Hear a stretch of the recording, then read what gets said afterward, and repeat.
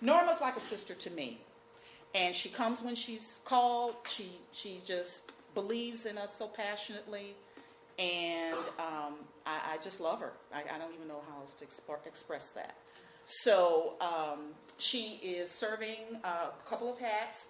She serves as the education specialist, as I mentioned, for Baptist Child and Family Services, but she also has her own company called Education Source. So she's wearing her Education Source hat today, and does work all over the city at Cafe College, and does many workshops on SAT prep and financial aid and helping students transition to college.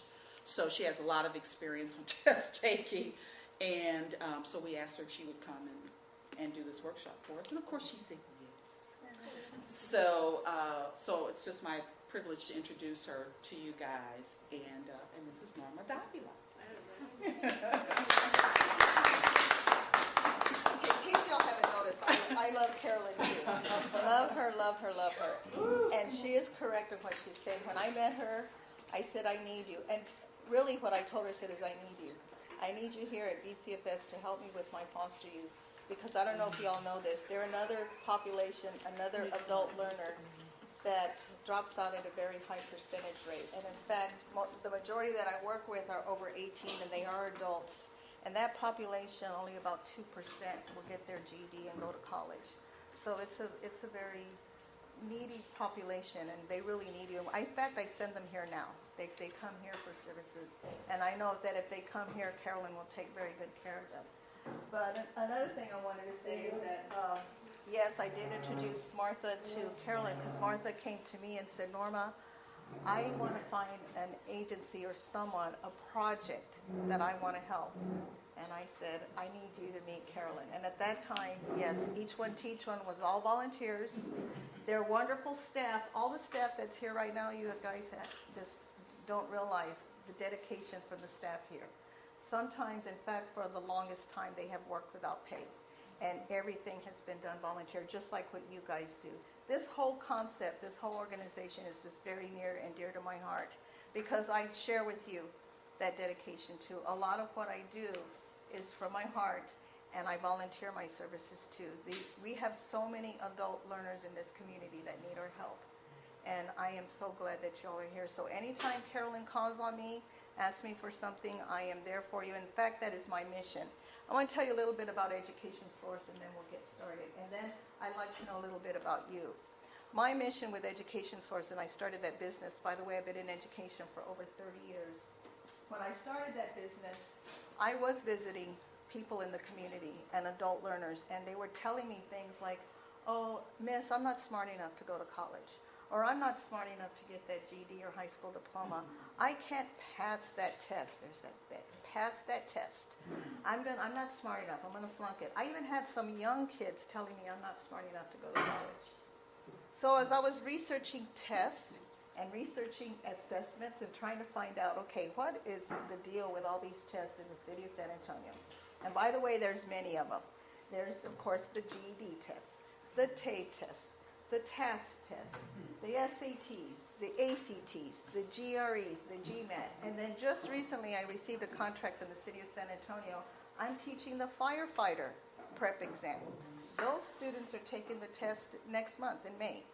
And there's that test that they have to take. And that one they do have to pass. So anyway, I was going across the city and finding out, what is it that I can help, my students. Well, what I found out is there's a lot of programs out there. Each One Teach One isn't one of them, but there's a catch. There is a fee. And fees would range from as minimal as $50 all the way up to $1,050 to take a test prep class and to be coached on GED, any kind of test that you want. They're all out there. Well, I said, I come from San Antonio. I come from the south side here of San Antonio. In fact, me and my siblings are the first generation to even graduate from high school and go on to college. I said, the people I work with in my community do not have the resources to pay for that kind of prep. And they're being coached. So when I tell you it's like a game, it is like a game. We're going to learn how to play the game. And they're being coached. They're being paid top dollar to get a coach. And you guys are really the coaches. they're being paid top dollars to be coached by people like you to help them to learn how to play that game and get to the passing point or the winning part. And I said, well, it's not fair. So I said, my students don't have the resources. So I started Education Source. Let's see, my son, my oldest is 27. I started it when he was 5, so about 25 years now I've had the company. And all my services are free. They are free to all my students. So I'm just like you. I struggle like Carolyn. I go find grants, find funding. And actually, I do spend a lot of time at Cafe College. I just came from over there this morning. I had a group of about 60 high school kids helping them get ready for the SAT. The city of San Antonio pays my fee. So I'm just like Carolyn. I get funding from the city. I get funding from some nonprofits, the Full Force Foundation too, and I get funding from nonprofits across the city of San Antonio. But I will never charge a student for any of my services. So we all here have a lot in common. Our services are free. That is my mission in life, is to help young people, whatever it is, GED, TAPE, all the way up to a GRE and a GMAT to get into graduate school, and an LSAT, and an MCAT, and a DAT. I mean, there's so many of them. So that's a little bit about me. And I've been, like Carolyn said, I've been doing this for about 30 years. What I want to know is, if you can introduce yourself to me, tell me what your background is and what you do here with Each One Teach One. So I can know my audience and make sure, and then tell me what thing you would like to take from here today. And if you don't mind, we can start with you. Well, my name is Dorothy Ganther, and I have worked for adult education on a part-time to full-time basis for almost 18 years for Northside. Nice, nice. And I've done it all, basically. I mean, ESL, I've worked in the office, I've been a volunteer supervisor, I've been ESL, all the levels, GED, everything. And what would you like, so you could probably teach me. What would you like to take from here today? Well, I hate to confess this, but but I needed some more professional development for Northside. Okay. And there was another venue today over on Cat Booker Road. And it just so happened that I got this email in my box, and it wasn't all the way over there. And I've been wanting to know where Each One Teach One, where they were, what they were doing for a long time. Nice. And this is my first opportunity. So it's almost like that email came at the right time, because you had competition today, and I chose this. Yeah, well, thank you. Thank And you. if you got some time after you're done, you can take them on a tour, since Yeah. this is your first time visiting. Definitely. Just take them on a tour. So, So you may be able to contribute to our activity today, so I'll keep that in mind. I'm Colette Palacios, and I am fairly new to Each One Teach One. I learned about it from somebody that sits on your board, Tanya Henderson, through an organization that we participate in. My background is in adult higher ed. I worked at the university as the director of continuing ed there, and then after that office closed, worked for a company called Apollo Education Group, establishing educational partnerships to benefit the employees of those companies. So and now am in the process of looking for work, and I didn't want to disconnect myself from the whole adult education field. I wanted to stay active in it, and this very much appealed to what I've done in the past, but the ability to be able to work with adults that really need literacy help is something I very much want to do. So. And what are you hoping to learn today? Or that you haven't? I think that everything that you talk about as far as, I remember when I went back to school to get my master's and I had to take the GRE, and how nerve-wracking that was for me, and the whole process of preparing for that. So I think that probably everything that you teach me, I'm going to something out there. Thank you. My name is Amanda Wheeler. I'm currently a college freshman at Ira Lake University, and I'm tutoring a student here. But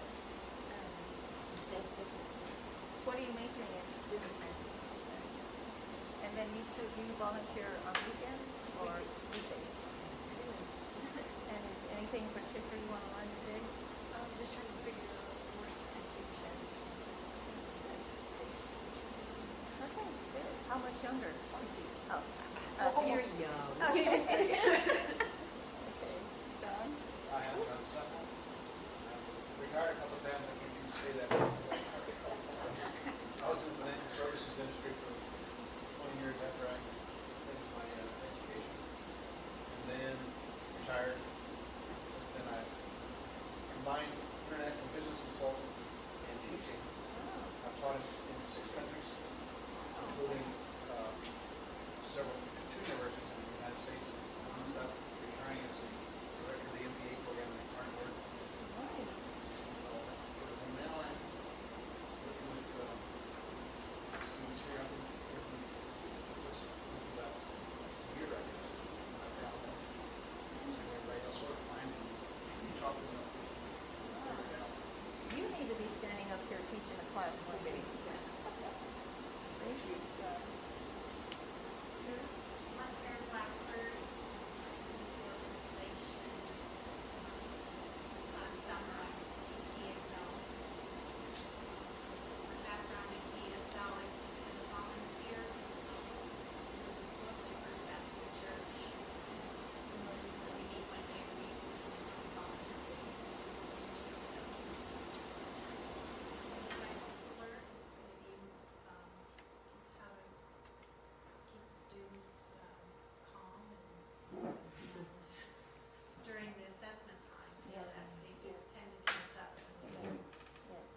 try not to say the word test, we try to say assess. Good point. We'll talk about that. I'm Bill Blackford, and I've been a tutor here for about a year and a half. I work with a student who has dyscalculia, learning disorder involving math. Work with it. I manage an electrical supply company. I learned about this through a newspaper article and inspired to become part of it. I hope to learn more about helping my student get her GED or further along that path. Nice. Well, thank you. Awesome. Hi, my name is Gonzalez. I have a background in psychology, specifically addiction, research running in here in San Antonio. And I guess I was introduced to Each One Teach One by my girlfriend. She had signed up through Meetup. Yeah. And I'm an avid reader. I mean, I can't think of a time since second or third grade where I wasn't reading at least one book. So, I agreed to come in. I've been involved for about half a year now, and I'm hoping to get out of it is just learning techniques to help students calm down, a bit whenever they're, going through their assessments. Since I know when I'm, doing them, I tend to battle myself, Yeah. and really second guess myself a lot. So I want to figure out how to work on that. Too bad we don't have a pill for that, right? Really? Yes. Thank you. My name is Lolita Thomas, and I learned about Each One Teach One online. And I am a business major at UIW and set to graduate in December. Yay! I'm so excited. I need that on a t-shirt. I get that done in December and then on to the MBA program.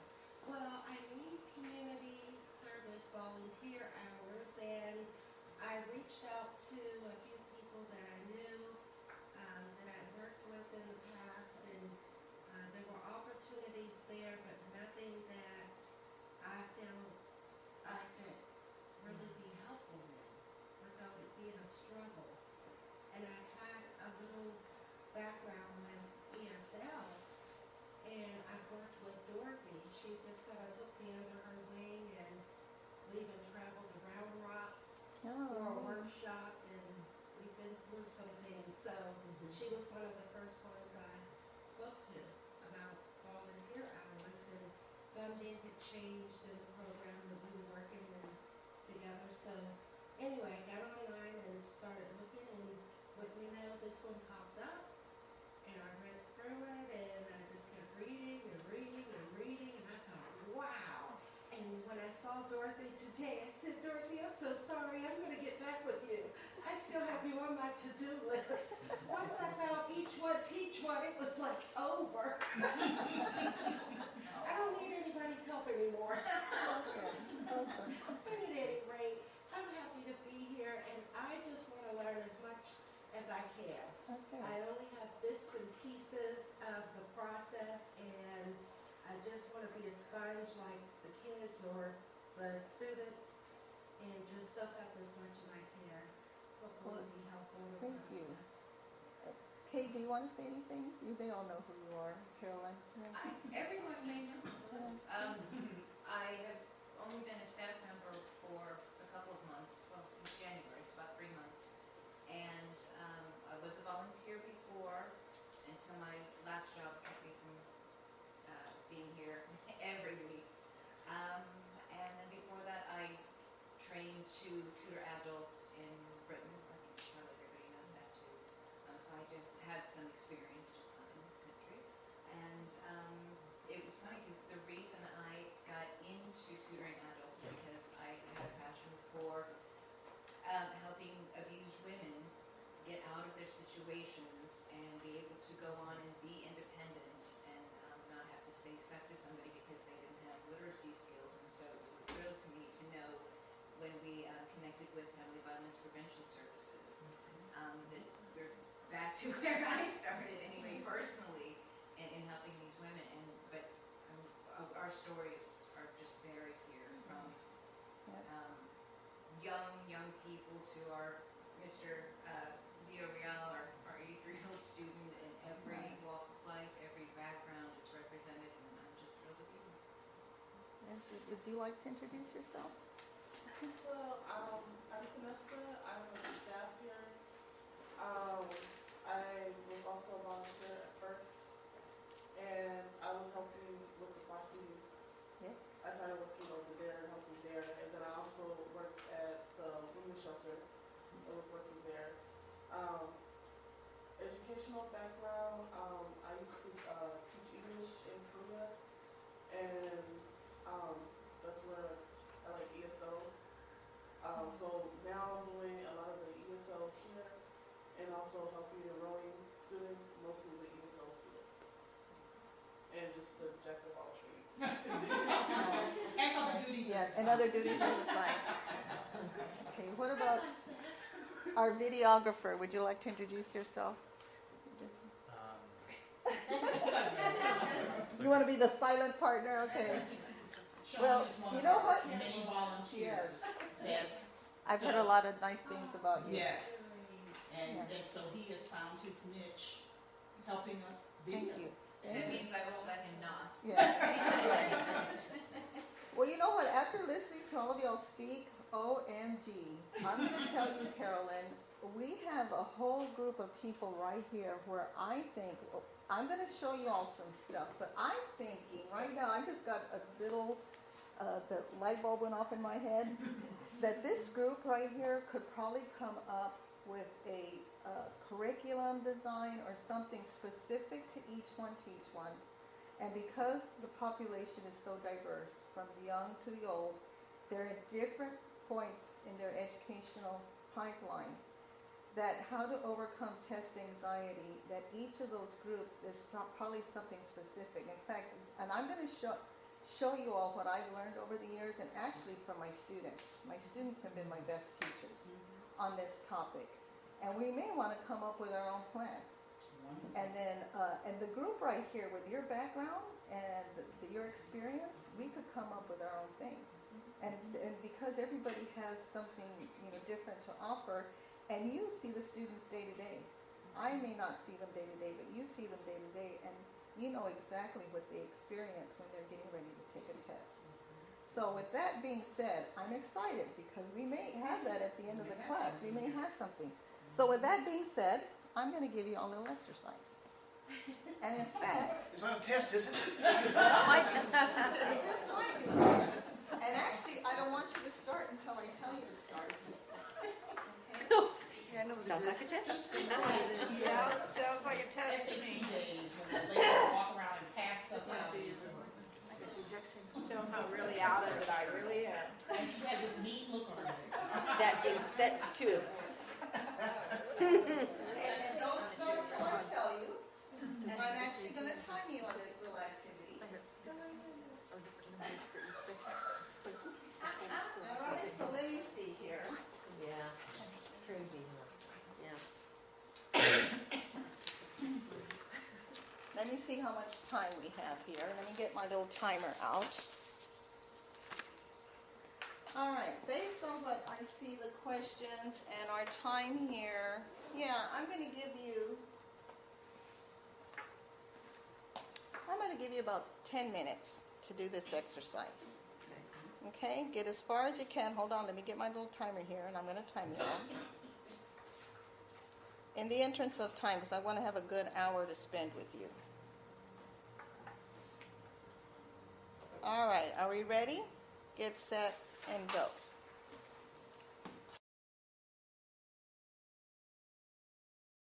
Okay, stop. 10 minutes. Okay, what did y'all think?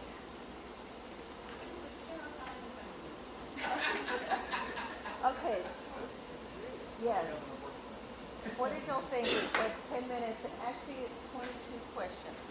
There are about 22 questions on there, and I gave you 10 minutes to complete. How are y'all feeling? Actually, how many of you didn't even want to do this? Okay, because this is what Carolyn's talking about. You get a referral here, and this happens to me every day. And they want to get into a program. They're out of school. They, last grade they completed was maybe 6 or 7.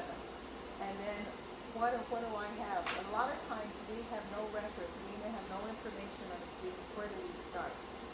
So Carolyn is correct. We have to start with something. Measure where they're at, how they can read, how well they can read, how much math do they know, do they have a learning disability that we are not aware of. And you never be surprised what Carolyn said. Sometimes we get a referral that they are labeled with a disability, and there is no disability. They surprise all of us, right? So if someone can take note, maybe Carolyn, you can. If y'all can just tell me what you felt besides the anxiety, what else? Well, my first thought was, I'm not going to read all of this. Right. So my first thought was, I'm going to look at the question. And then when I saw the first question, and it was like, mine, so-and-so, okay. Right. So I'm going to answer, I'm just going to go to those lines and try to figure it out. Right, okay. So write that down, because actually that's a strategy, where I go directly where it tells me to go to in the passage. Anybody feel anything else? And actually we can do a whole lesson plan, and I'm thinking for this population, a whole lesson plan is if we read the questions first. But an idea. But remember, the new GED is now on the computer. Right. I'm going to show you all how this impacts that. What else did you feel? I almost felt laughable, Okay. The I saw you attitude. laughing. Yeah, the attitude that, oh my gosh, this is, and you go into this exam or taking the GED and you think, what am I doing here? Yeah. So you feel laughable. What am I doing here? So that's another lesson plan we The can time. do. The The time. time element of it. And when I kept saying the time element, when I kept saying you have 5 minutes left, you have 2 minutes left. Yeah, that That actually, causes a lot of anxiety in students. and you guys would be Time. surprised at a testing center, and I've been a proctor before for a test. So, That is the most yeah. nerve-wracking thing when they tell you, and those of you that have been in the school districts, 5 minutes left, 2, and you got somebody yelling it out at you, and you're like, okay, well. And then, can you imagine this by computer? And the little timer is staring at you in the face. Okay, that's another. Much more nerve-wracking. Yes, much more nerve-wracking. So we have that. What else were y'all feeling? How many of you wanted to give up? I think students are still, and probably always will be if they're not real familiar with the computer, they're still very, very frightened because with the computer, it's not easy, and even if you can go back, and look over something that you read previously. Right, That takes even more of your time it does, to back the page up and find where you were. exactly. And So, if you read the questions first, does the computer actually sometimes even let you do that? Right. See, and it No. doesn't.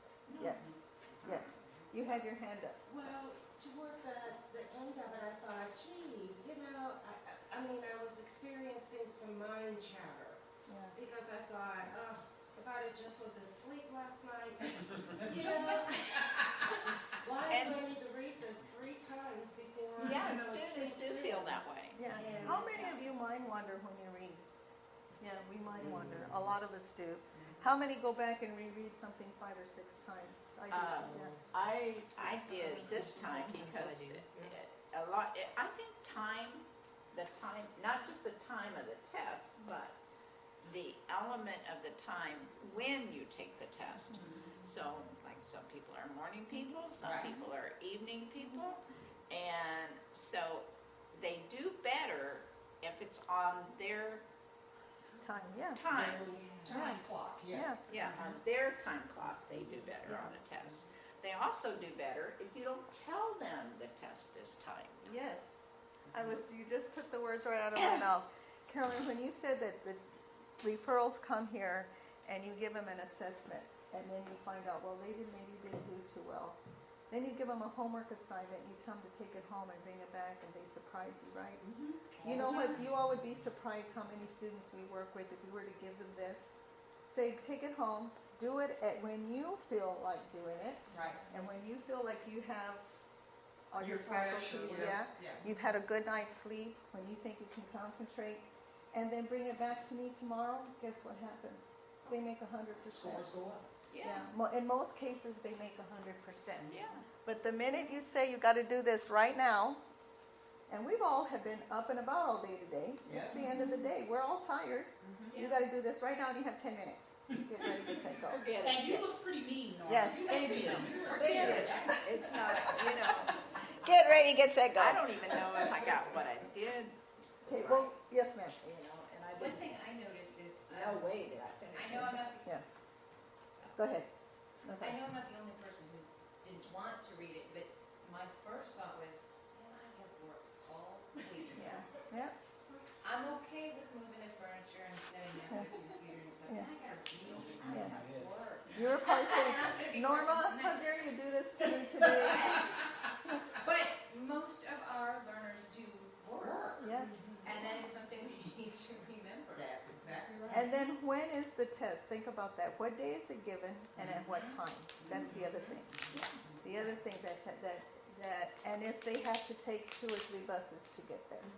You know. Or if they dealt with their kids, Yes, or, yes. you know. So we got all those things, and all those things could be a learning objective when we're working with our young people and our older adults too. But, you know, like you said, we get them very young to very old. Everyone's going to be different in a different place, different time. So our learning objectives are what we're going to show them how to overcome test anxiety is going to be different from an older student to a younger student. Yes, sir, you had your hand. It's also interesting that if you can make people feel comfortable Yes, in one way or another. yes, I got into the beginning of the second paragraph here, and I knew the story. Because Yeah. I have dealt with the indigenous peoples up in northeastern Russia, and Kamchatka Island, and Sakhalin, and the Ainea, and the Nifk indigenous people tell the story. nice, So as soon as I got to that, all of a sudden I was comfortable. I knew the nice. story. I didn't know exactly what this person was Yeah. trying to say, but Yeah. I knew the story of it. They Wow, talked about the book. that's pretty neat. That's pretty And I neat. think that's also what he's saying. I think Yes. it's true when they read a passage on a test. Because if they have some familiarity with it, they relax. They relax, they get That's right. comfortable. Okay, now, in all those questions there, and the activity I gave you, which one is the test and which one is the assessment?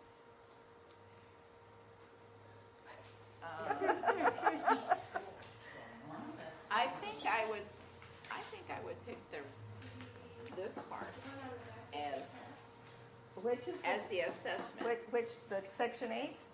And this would be the test, I Okay, think. that's what she thinks. So Dorothy thinks section 8 is the assessment, and the AccuPlacer is the test. What do y'all think? You think it's the other reversed? way? Well, Okay. can I tell you why? Yeah, and actually, that was my next question. Why do you say that? I think that for the assessment part, I think you're checking more analysis and reading ability. Okay. On that section 8. Yes. Okay. That's, if I was going to give an assessment test, based on my experience, that's what I would do. I would start off with a multiple choice like this. So you think multiple choice is more the assessment? That's the piece, more, popular way? no, more testing. Yeah. This is your, for me, this would be assessment, because I'd want to know how well can you problem solve? How well can you read and understand what you're reading? And even if you miss the question, Yeah. if you attempted to answer it, to me, that's an assessment, because so many people will even skip the question on an assessment, because they say, well, so what, it's just an assessment. I don't really have to answer this. And Carolyn, do you think that when they come here and you say, well, this is just an assessment, we just want to see where you're at, do they really take it seriously? Maybe? I think they do. I think they do take it seriously. I think they do. Okay. I think they still think it's a test. As part of that, because we want to know where to start. So, yeah. Right, exactly. right, Once exactly. we do that, we Right. know it's for them. Yeah. And they ignore us for that, Yeah. yes, that's true. Yeah, if you don't tell them that, then Yeah. definitely, it's If just they another sit down and you test. say, here's an assessment, Yeah, it's just another test to them. And they know this is gonna be one-on-one, Right, that they're right, gonna be working right. with someone. Yeah, it's just And another then, test. John, you said you think it's reversed. Why? well, because this, I think of assessment as, it gives the person who's doing the assessment a lot of specific information about a variety of things, very specific. And it helps you to analyze. Right. These, you can guess and get the answer right or wrong. You might know it and get it wrong, or Yeah. you might not know it and Yeah, get it right. yeah. So I consider that as. So you think it's reversed. Okay. And you know what? You both might be right. Okay. And this is the crazy thing about that word. And I'm going to show you. I'm going to tell you what I did recently. I was sent to UT Austin. UT Austin is doing a lot of research on best practices and strategies in teaching styles, and especially when it comes to tests and assessments. And you guys may not realize that, Carolyn, I was sitting there and I said, oh my God, this is each one, teach one. It's called explicit instruction. Have any of y'all ever heard of it? Yes. And well, see, y'all are shaking your head. I'm going to talk about that. This is what each one is doing, and you don't even realize it. You're doing one of the research findings that says this is the best way to do instruction. And it's not what's being done in school right now. No. It's not it's what each one, teach one has been doing. And you guys don't even realize it. And the research has proven. So anyway, I went to this workshop at UT to show me what all of this means. And these are the definitions they gave me. Oops. For an assessment. See what happens when we don't have a pointer.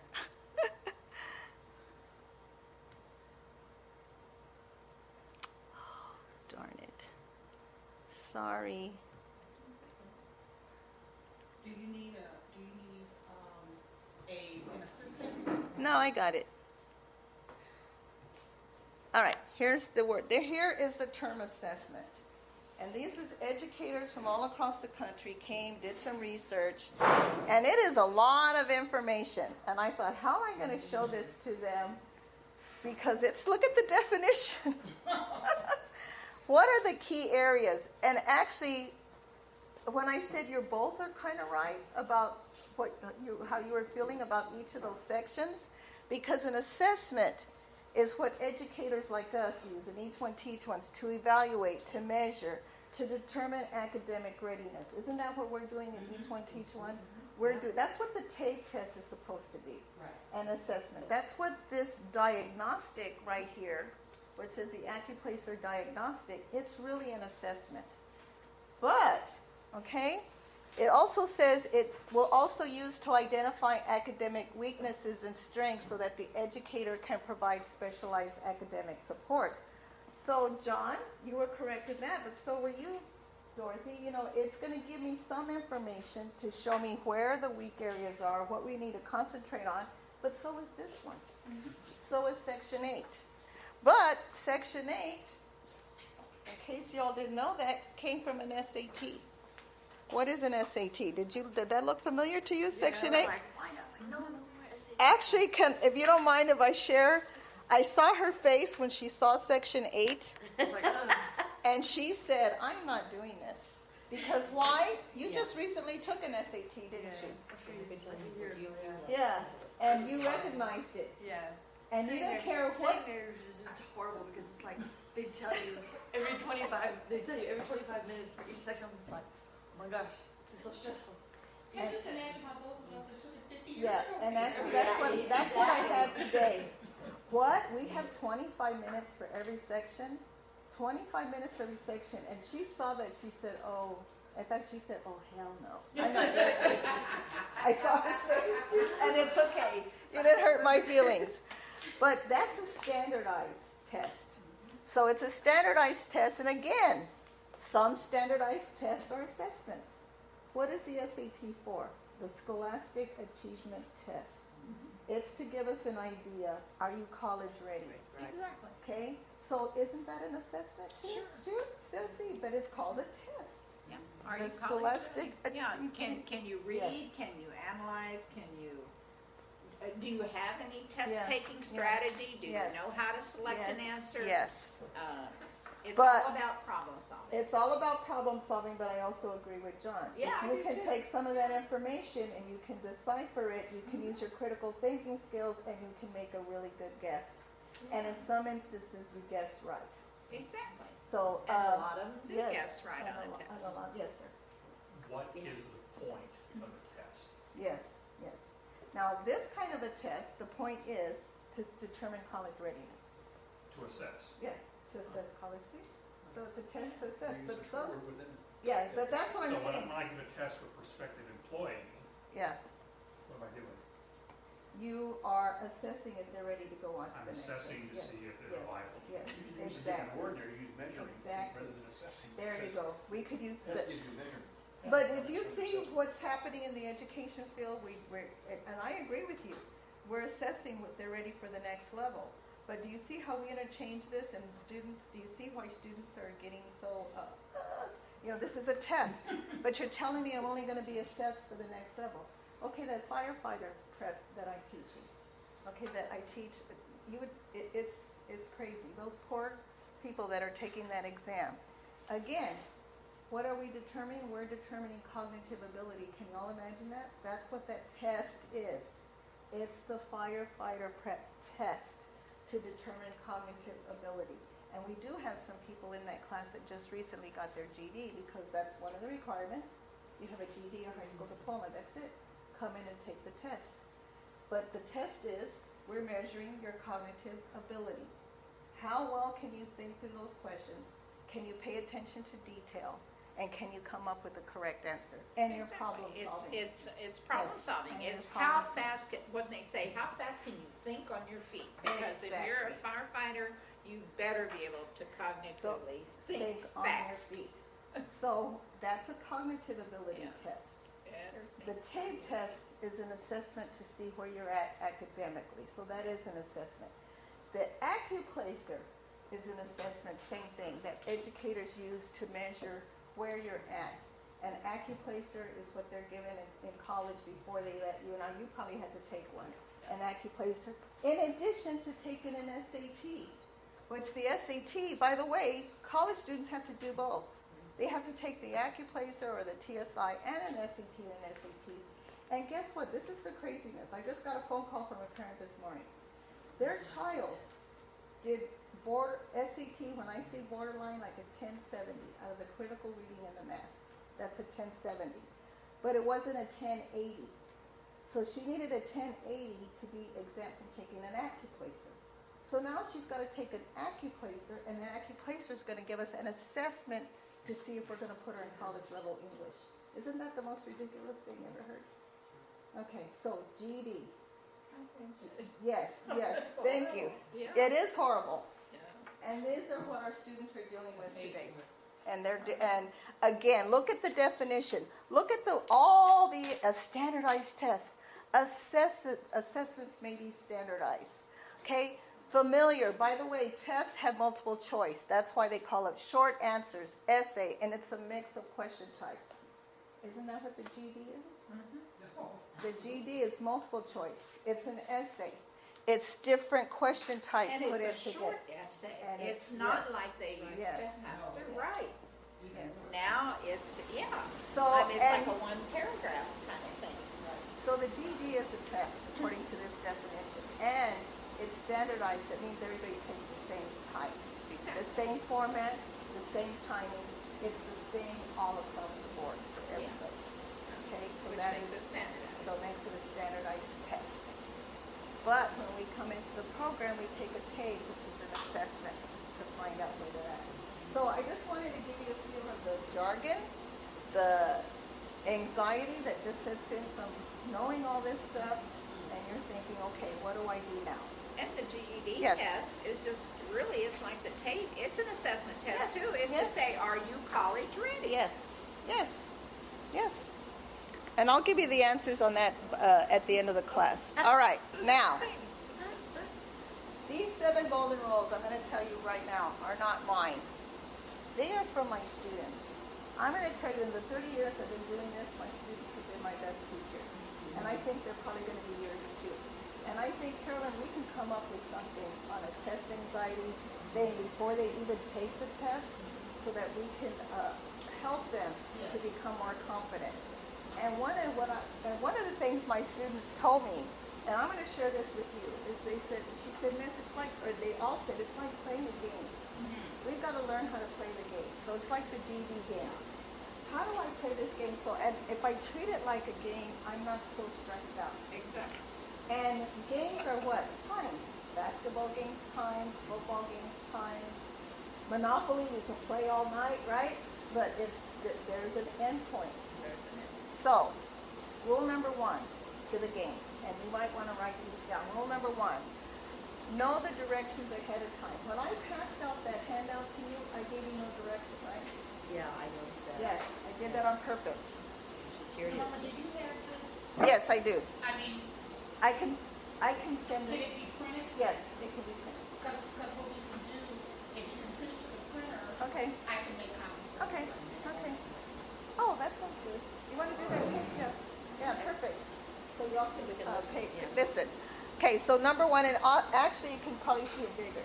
Know the directions before the day of the test and before the game, before you learn to play the game. Now, most of our students are not going to take the whole GD in one sitting, right? They're going to do it in sections. So guess what? Every section has a different direction. Every section has a certain number of questions. And one of you said this, and this is the number 1 strategy I use with all my students, is what's on it? What comes first? What comes second? And how long do I have? And I need to know all the directions before the day of the test, so that I'm not going to be shocked like you were right now when I said, here, do that. Because that's what happens. And then when I open the computer screen, do you all know what the first thing we see when we open the computer screen on the TV? If we don't know that, I don't either. If we don't know that, how can we coach our students? And actually, you're going to be their coach. You're going to be coaching them to play the game. So if we don't know what the first thing looks like when they open up the screen, how can we coach them? So that's the first thing. What do the directions look like? Rule number 2, keep moving.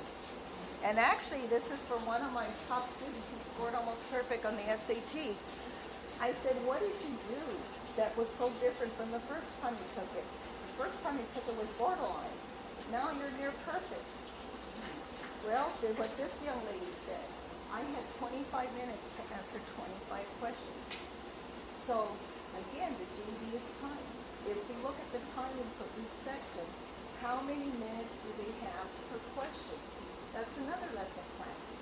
So if we got 25 minutes to answer 25 questions, I got about a minute per question. And how many of our students spend 2 to 3 minutes on a question? Okay. And remember, the object of the DD game is we got to answer the questions correctly. We're not penalized if we answer them wrong, but the more questions you answer, guess what happens? The higher your test score. The more questions you answer, the higher your test score. So if you're on question number 4 and you've been on there for 3 minutes, what's happening to question 5, 6, and 7? You're not getting there yet. Okay? So again, keep moving. I can't spend more than 2 or 3 minutes on a question, and then depending on the timing. And each section has a different timing, right, Carolyn? Each section has a different time. So we got to give them that information. How many have taken the practice test on the GED on the computer? I don't know. Have you? No, I have. that's another activity that I would love to do here, where they actually sit at the computer and do the practice test. We're gonna show it to you in a minute. Well, they can, the student can buy the practice Yes. test for Yeah, and $6. Yeah, we bought some practice. We bought some licenses. practice We bought tests, some. yeah. Yeah. And when they first rolled it out, teachers could take Yeah. the practice test. And how many of Get you permitted. have taken the practice test? I have. I did the first. I didn't do the math, that's Yeah. because I'm not any good at it. Me neither. So don't feel bad. I I took the language arts. That's my expertise. try the math. Okay, now golden rule 3 of the game. Check your answer sheet. Okay, again, we're not a paper version anymore. So how do we check our answer sheet?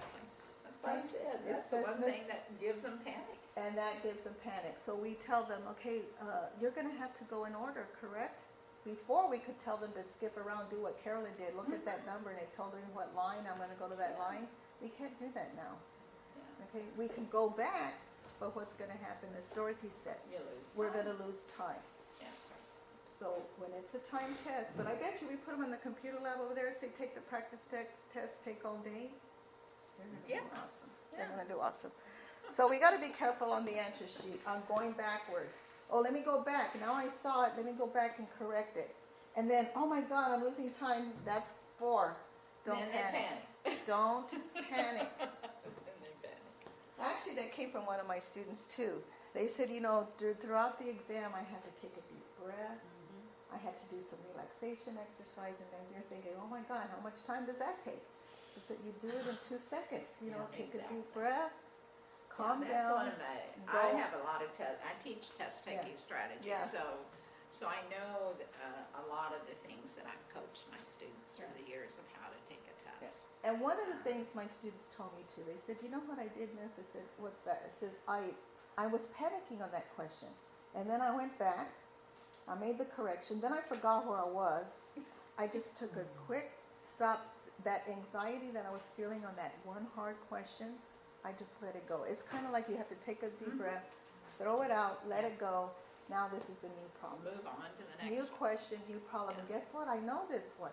And by the way, when they try that, you've got to sit down with them though and try it. When they try that, they say, okay, I know this one. Guess what happens then?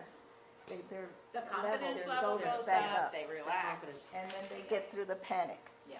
That leads into to strategy number 5, or golden rule number 5, is don't throw away points to carelessness, because they're taking that stress from that question to the next question to the next question, and all of a sudden it bottles up and it explodes. So we got to let that go, because then they're throwing away points to carelessness because they're taking that to the next question. I would add another rule to that. Yes, tell me.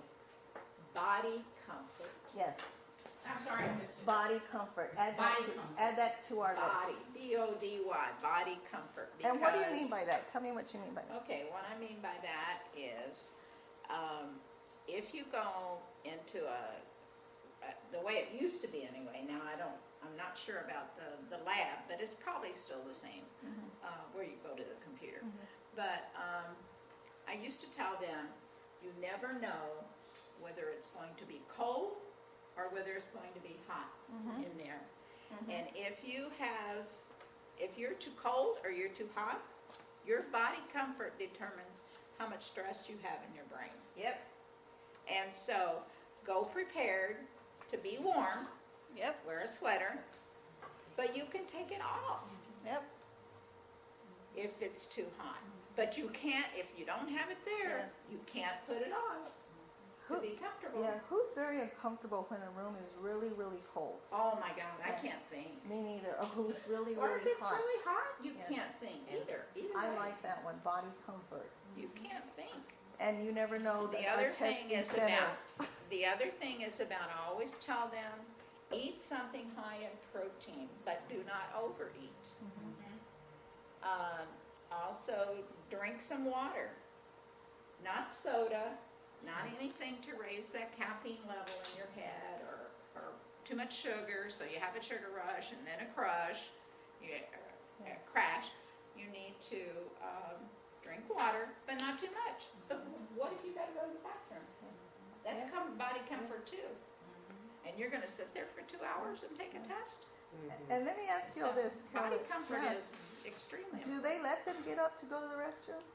They didn't when they were doing it No. paper. No, I don't think so either. No, and I don't know if they do now. They might give them a break if they're Do doing they let them- more than one Do test. they might let them give get a up break. and sharpen, well, during the paper version, did they let them get up No. and sharpen pencils? No, they brought, Yeah. they would, if they They held brought up their extra pencil and it yeah. was broken, remember they that, brought yeah. them the pencil. See, all of that wastes time too.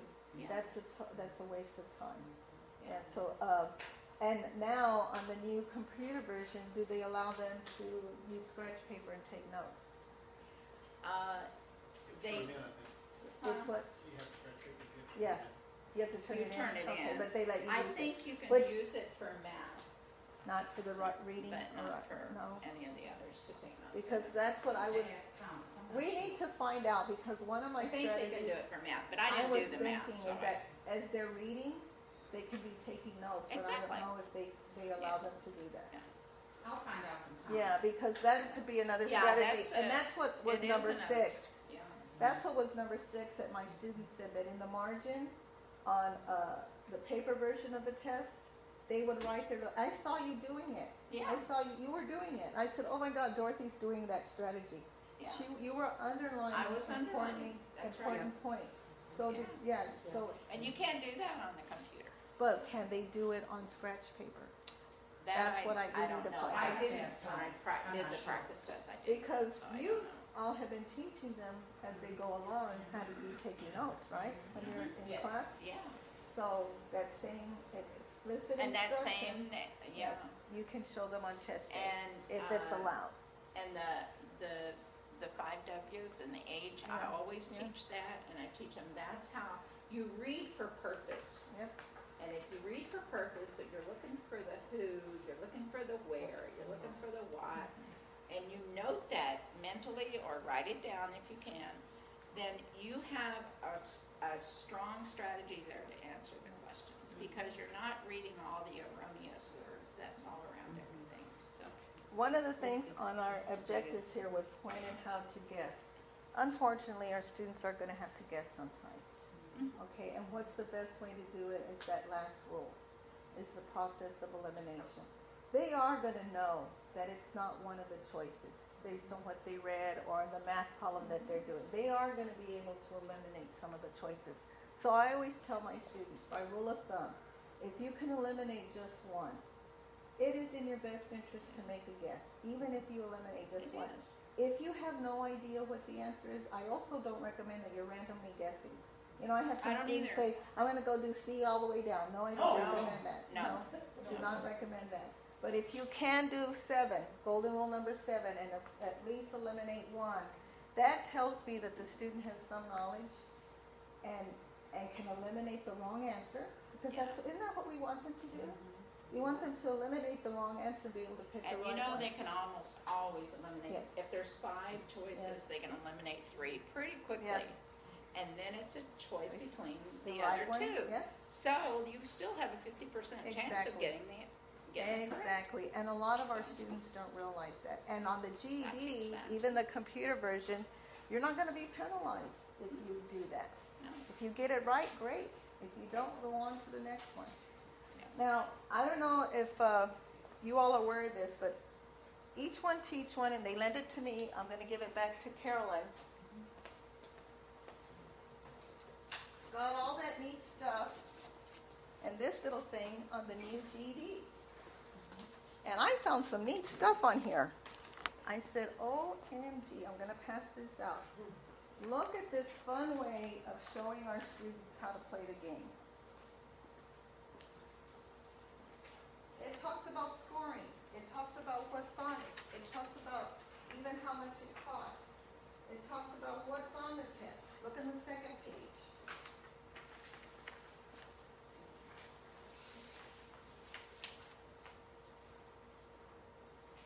Okay, it says you can take it in different times. You don't have to do it all at once. I think that lowers a lot of anxiety. Yeah, it does. Then look at that second page, and look at the flyer. Why can't we do one, something like this? Because Kate is so good at it. And make some really neat flyers like this that say each one teach one with this information on it for our students. Because this is a little boring to me, but if we have it each one teach one flavor, you know, the kids will pick it up, or the adults will pick it up. What's on it? Look at what's passing. Okay, and the awesome thing about it being on the computer is we get our results quickly. Right. That's the awesome thing. Yeah, they walk out of there, they know whether or not they passed. Yes. And then look at that second page. It tells us exactly what's on it and the timing, what you're being measured on, and you can use a calculator. There's a calculator Yeah, right on the screen. yes. So, again, lowers a little bit of anxiety than taking this not knowing anything about the test. So, we could even take one of these, like reasoning through language arts. They got 150 minutes. They get a 10-minute break. It includes one essay that you have 45 minutes to write, which actually, that's longer than most other tests. Other tests, you only have about 25 minutes to write it. And then this is what they're measuring.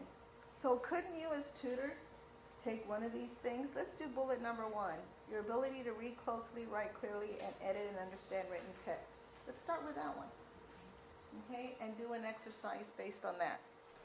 And by the way, this thing here, I could almost Xerox the whole book, has all the little exercises in it to do that.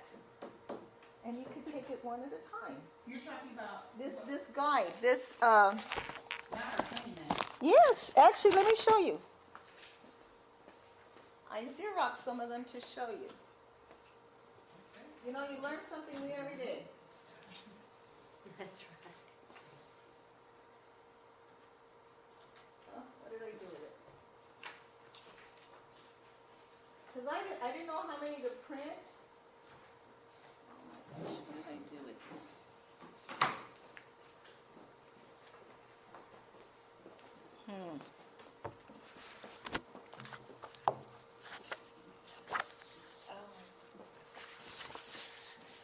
Oh, here it is. Information, resources, and strategies for the classroom. Here it is.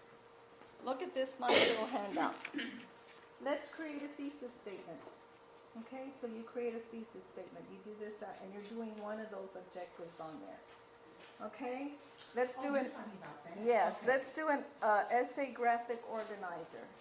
Okay, and the thing is though, Carolyn, on some of this, and all the volunteers, on some of this information, how, paraphrasing, unpacking prompts, I thought it was a pre-strategy, pre-reading strategy. They even have it for math. Okay, and they have journals. Look at the math translation guide on a word problem. Awesome. All Yeah, the you little printed- handouts You are printed here. that from the GED disc? I printed that from the GED Education Service. And actually, this is each one's copy. All our handouts are right here, Carolyn. Right here. And you guys can get these when you're ready to take the GED. Let's try these, and it'll measure each one of these concepts so that they can pass the test. So, what is the strategy for test taking anxiety? Actually, do what's on the test. Let's Yeah, practice know it. what you're doing. Well, know what you're doing, facing. and that's the next thing. Yeah, Know the test. yeah, know what you're facing. Study the sample questions and explanations. Practice the answer sheet, which means practice the test in the computer. Yeah, I've always even told my students, you know, if you have a lot of anxiety taking a test, sometimes you may be surprised. Go in and take it. If you can afford to pay for it and take it again, go take it. Yes. Experience the experience. And our then, students don't have to pay for the practice tests. Right. Yeah. And then look at all and this then though. you can, But I our know. students, oh, can we just give this as a handout, say, here, read this? No. We're gonna have to work with them, and that's what you guys are about, one-on-one, and let's go with each of these lesson plans one at a time. And then make sure that they grasped it, they got it, now let's go on to the next one. And the handouts are here, gentlemen, I love it. I love this stuff. Right here, this was also in your booklet, the formulas and symbols that are on the test. You have it there. Awesome. Okay. Then each subject area is divided up into more little handouts. And then the educator handbook looks at the test content. Recommended teaching strategies are right here. And how to know if your students are ready. All of this is in here. How they could look at, there's that creative thesis statement again, that nice little handout. And what is it doing? It's helping us help them to know the test, what's on it, take it one step at a time. And isn't that for every test, the SAT? Wasn't it great when we practiced? Yeah. But if we give our students a big old book, they're not going to sit there and go through the big old book. But they come and see you, and you do one of these at a time, one section at a time, based on their assessment that Carolyn gave them when they got here. Guess what happens? And test anxiety will diminish. And then once they become familiar with the computer process, that will also diminish. And our adult learners, a lot of them, including myself, you know, I'm not very comfortable with computers. Our high school students, they blow me away. This generation, they're the high-tech generation. When I get to the firefighter people that are coming to my class, they're a lot like me. They're not the high-tech generation. They're still learning how to use the new computers. So, getting to know the test, study example questions. Now, I found something that I use with all my students because they like to play games. Do your adults like to play games, your adult learners? Do they like to learn through games, maybe? Okay, playing cards. You all have cards to show math and that kind of stuff. Yeah. And actually, Carolyn, I saw a lot of your stuff. You have a lot of fun stuff around here. So I found this on the internet, and it's called Vocab King. And this second one, I want to show you this.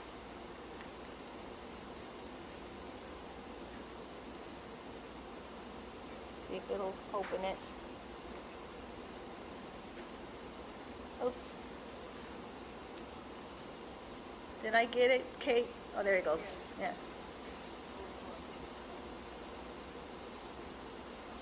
It is a computer game, and then again, guess what we're doing?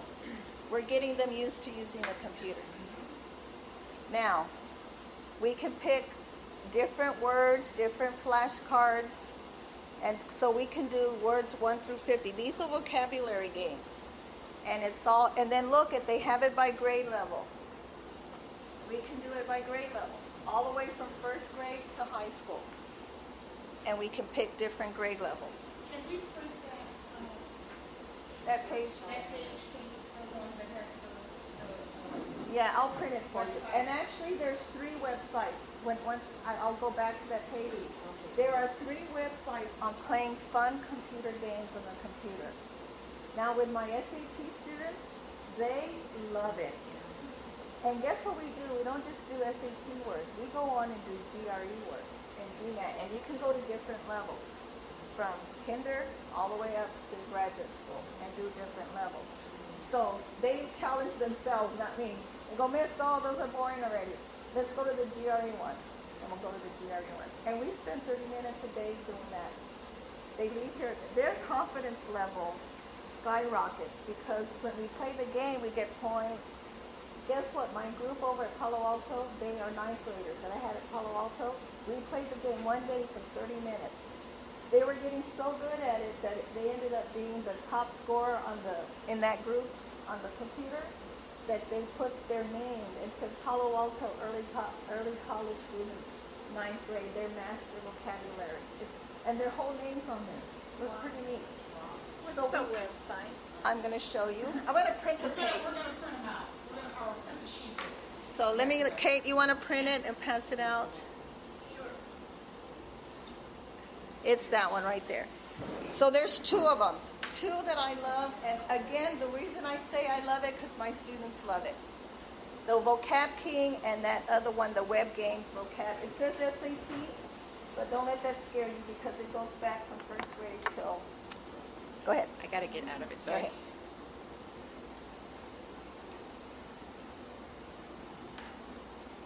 Okay, and then one last thing. We got almost finished here.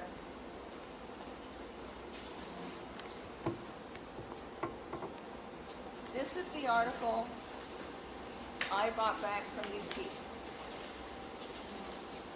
No, not more words. This is really awesome professional development. And actually, I was with a lot of teachers that work with students with special needs and students at risk of dropping out. And this is what they passed out. This is what we're gonna find. This is for us to read. Really not to share with our students. This is, it's called Research-Based Strategies That All Teachers Should Know. And when we went through this workshop, I said, oh my God, Carolyn is gonna be surprised when she finds out this is each one teach one. Look at page 19.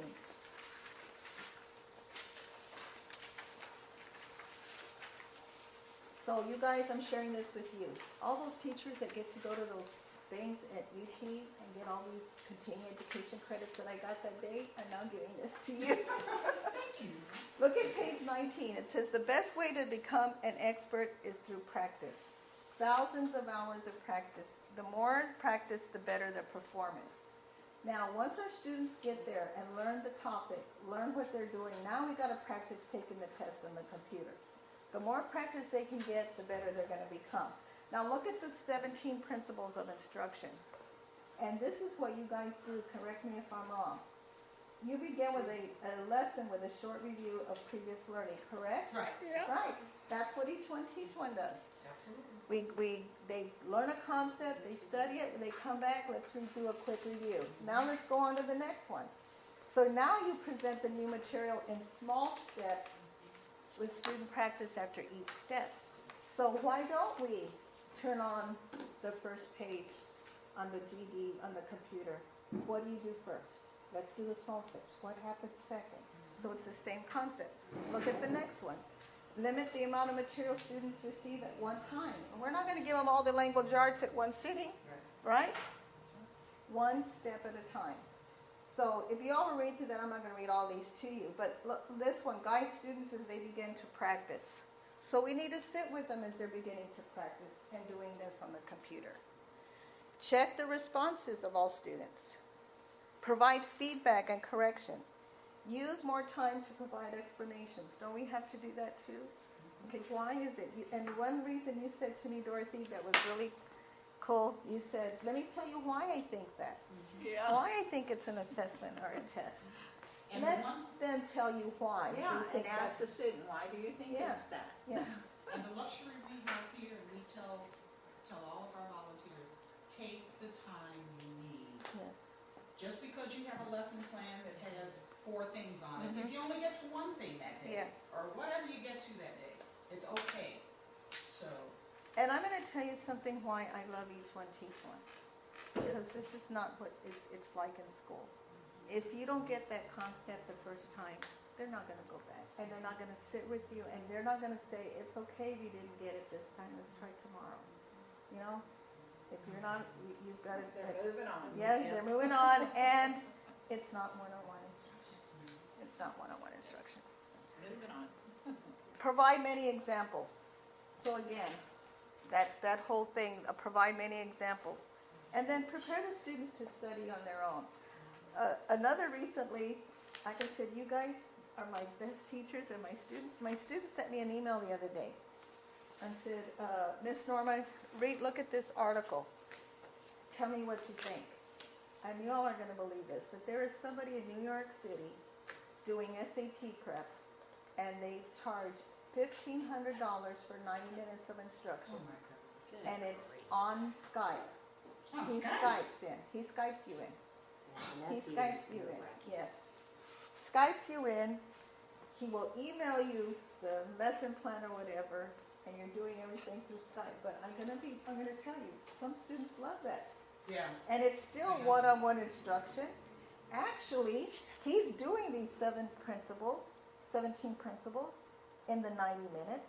He's charging an arm and a leg. Oh my God. And his clients, the article said, it came out in the CNN or something, because of the new SAT and the restructure, and actually the new restructure of the GD too.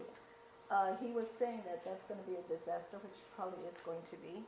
But his clients are the rich and famous. Of course. His clients are the rich and famous and people who have money. But one thing I did agree with him, and I told my students this. He's using those 17 principles of effective instruction. It's one-on-one, it's face-to-face, and the high-tech population through Skype like it. Okay, the younger generation like it.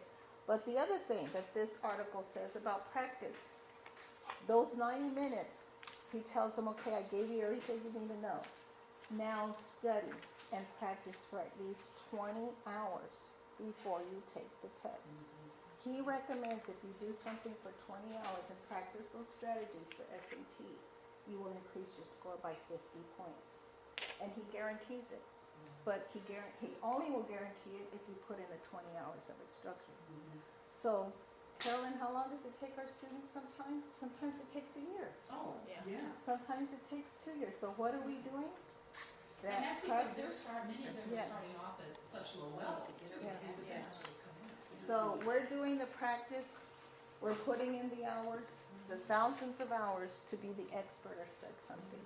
And we want them to be the expert at the GD game. But how can we expect them to be the expert at the GD game if they don't know how to play it? So I'm gonna go to one other slide, show you something here. You have to understand directions. Yes. first. Yes, That's for anything. yes. Okay, New so, jobs. They have directions. That's right. Oh. That's right. so let me show you this practice test on the GD. I think I can pull it up here. Now, what is that, Norma? Is that resources? It's directly from that book. You have everything on there. It's the gdtestingservice.com. Okay, here it is. No. It's, yeah, we have it in your book, Carolyn. It's in this one, your educator handbook. Yeah, but the one that says resources? Yes, all of those those links are in that book. Okay, I'm- maybe if we can just print that page. Yeah, and they're in this book. And- Hold on, Kate, 'cause I want to show them this first, then we'll let you print the page. Okay. How do you get that? Carolyn has a copy, Okay. but you know what? All of y'all can download it. Can we? It's Okay. free. Is it free? Okay. Go to the GD testing service and click on educator, and you can download it for free. Oh, and it also is on here. Yeah, The little and that's. Actually, this belongs to Carolyn. Yeah, that belongs to us. All of these little links are on here. That's where I got it from. Yeah, that belongs to us. But I want to show you, this is it. This is the GD test on the computer. Watch. We're going to start it, and this is the reading. So that's what I say. What's the first thing you see? That's what's the first thing you see. Then you hit start. Then you got to agree to this. I accept the terms. Now it's loading. And of course, this is the practice one, but it has the full-fledged practice on all 4 exams. Okay, so this is what you, again, here's, dear candidate, welcome, blah, blah, blah. Okay, so they do need to be familiar with that page too. Hit next. There you go. That's what it looks like. Look at page 1. Page 1, there's the lesson, there's the reading passage, there's the question. Okay, so now say you ask them to read that, and this is how we can take it one step at a time. Have them read that, then have them read the question. You can even flag it over here for review. By the way, I did this at home. I like it, kind of. I kind of like it because, I don't know. You know, statistics say that so far, they've had more results of passing with the computer test than they did with the pencil Yep. paper test. And so say we're practicing this here at the office here. So they read this, they go to the first question, pick the answer. Say they pick it wrong, it'll give them an explanation. Okay, so then they understand it. We did explicit instruction. We go on to the next one. So they have this practice test for all 4 sections. And now, in one of your lesson plans, maybe you can start the day with that. You can end the day if they're there, if they're ready to start the practice test. You can do a few of these a day. You can maybe do page 1 and page 2. And guess what happens too in that area? They build confidence. So let me just say next. I'm going to skip this one. So there's the next question. And it's still on page 1. See? So that's what I was asking. Can they take notes? And actually, on some of these where it says go to paragraph 16, okay, well now I have to move up. Where's paragraph 16? There it is. Okay? But they need to know, one Yes. of the first things is to show them how to use it, Yes. which is how I started. I helped 3 students pass the computer test. And that's the first thing I just went in with the practice test and I showed them how to operate the computer. I mean, you click here for this, you click here for that, this is next, this is previous, this is, Let me ask you this, on the day of the test, are they working with a mouse or is it one like this laptop here? I think, They have mouse? Do they have the mouse? I think that they have both. They have both. In our lab, they have both. And I think it's maybe whatever the student, what they think they'll be comfortable with or Because I what would they're prefer the used to. mouse. If you can see, Yeah, I I work think better it's with the faster. mouse. I work better with the Me mouse. too. Although I've gotten used to my laptop with that without the mouse. See, this doesn't have the mouse. Yeah. I would be going back and forth like But crazy. Well, you in saw what I the lost. beginning, I went crazy not having a mouse. You could buy a mouse for that. Yeah, Yeah, you can yeah, do that. yeah, Yeah, I yeah. would But do I'm just that. saying, is but will the the day of the comfort test level, give you the option with the mouse or without the mouse? Okay, so now I'm going to close this out. I think even knowing what the first screen is going to look like when you open that up will lower some anxiety. Oh, yeah. What's going to come second, what's going to come third. That lowered, being familiar with the test. Here's a page, Kate, if you want to print that. Okay, please turn it over. Yeah, Okay, it's, so, Hey, Thomas, a question. It's like, just walking around. It's all your fault. Question came up, are the GED students, are they allowed to take notes as they are During the test, during Yes. the test? they have a whiteboard they do? that they can write on. Oh, nice. Yeah. It's not very large, but yeah, they can. How large is it? How, I think probably What one size of is- those, what size is about it? like this, about a sheet of paper, about like this. yeah, it's about this. It's small, Yeah, about okay. like this. okay, okay. But it's something, that's good to know. They can take notes, they can jot ideas down as they're reading. And actually, that might be a good strategy. Jot your ideas down, kind of do what you were doing, writing down ideas or make a little note, line number or the paragraph number, important note. As you're reading, so you don't have to go back and read it over. Exactly. I All also right. try to teach them how to read if they have to read a whole paragraph, they read the beginning, first or second sentence. They read 1 or 2 sentences in the body and they read the conclusion because every paragraph is a small essay. Yeah, yeah. So, All right, well, That that takes concludes my anxiety away, too. presentation. I hope this was helpful. And I also would recommend that if your adult learners and even your younger learners are more comfortable with treating it like a game, I would recommend you do that. And I tell my students that I'm their coach, I'm not their teacher. I'm their coach and we're going to do this together. And I'm going to coach you through some things. That also lowers some anxiety.